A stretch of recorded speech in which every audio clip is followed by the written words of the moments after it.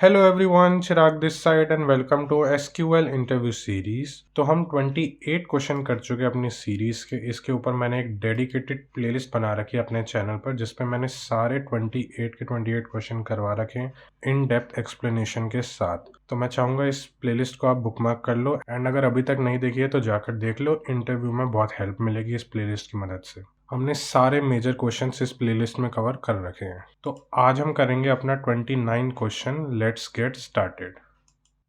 तो हमारे क्वेश्चन का नाम है customer who bought all products. ये एक मीडियम लेवल का क्वेश्चन है। लेट्स सी हमारा क्वेश्चन क्या कह रहा है। तो इसमें हमें दो टेबल गिवन है, एक है कस्टमर टेबल और एक है प्रोडक्ट टेबल।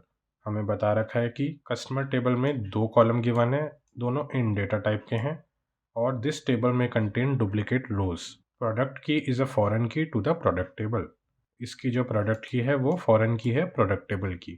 और हमारी प्रोडक्ट टेबल में हमें बता रहा है सिर्फ एक ही कॉलम है जिसका नाम है product key and data type है इंट।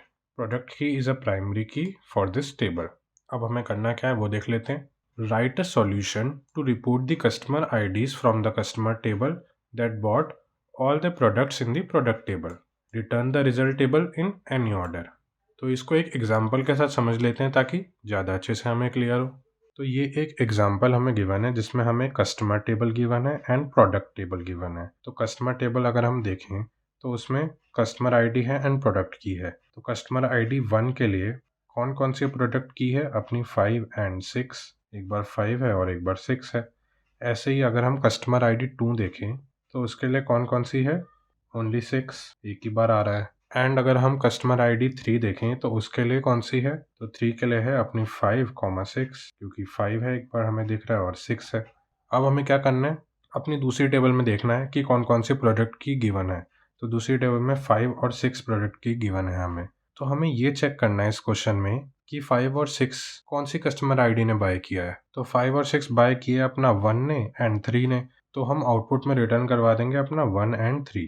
बेसिकली हमें निकालना क्या था, हमें निकालना था वो वाली कस्टमर आईडीज या वो customer who bought all the products in the product table. तो प्रोडक्ट टेबल में अपना 5 एंड 6 है। तो 5 एंड 6 जिन जिन कस्टमर आईडी ने लिया है उनको हमें रिटर्न कर देना है अपने आंसर में। That's it. तो चलो अब हम इस क्वेश्चन की क्वेरी लिख के देख लेते हैं एक बार।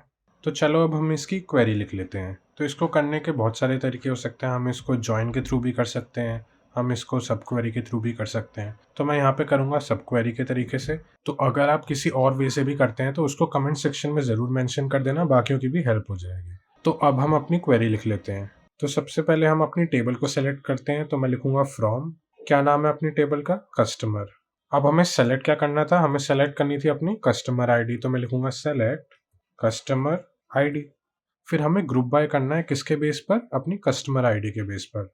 तो मैं लिखूंगा ग्रुप बाय कस्टमर आईडी। फिर हम चेक करेंगे अपनी कंडीशन और मैं यूज करूंगा हैविंग कीवर्ड। तो मैं लिखूंगा हैविंग काउंट, काउंट फंक्शन का यूज करूंगा और इसके अंदर मैं डालूंगा डिस्टिंक्ट प्रोडक्ट की। इसके आगे मैं लगूंगा इज इक्वल टू और यहाँ डाल दूंगा ब्रैकेट। अब इस ब्रैकेट के अंदर हम लिखेंगे अपनी सब क्वेरी। तो पहले अपनी सब क्वेरी लिख लेते हैं, फिर मैं आपको समझाऊंगा कि हमने क्या किया। तो मैं लिखूंगा सेलेक्ट, काउंट फंक्शन का मैं यूज करूंगा तो काउंट, और अंदर ब्रैकेट में मैं डालूंगा प्रोडक्ट की, और मैं नीचे लिखूंगा फ्रॉम प्रोडक्ट। तो एक बार हम इस क्वेरी को रन करके देख लेते हैं, और ये अपनी क्वेरी रन हो गई है। एक बार हम इसे अब सबमिट करके भी देख लेते हैं, और ये हमारी क्वेरी सबमिट भी हो गई है। तो एक बार हम समझ लेते हैं कि हमने किया क्या। तो क्योंकि हमें अपनी कस्टमर आईडी रिटर्न करवानी थी तो मैंने किया सेलेक्ट कस्टमर आईडी। टेबल मैंने चूज की पहले कस्टमर और ग्रुप बाय कर दिया कस्टमर आईडी के बेस पर। उसके बाद एक कंडीशन मैंने लिखी, क्या थी वो, मैंने किया काउंट डिस्टिंक्ट प्रोडक्ट की।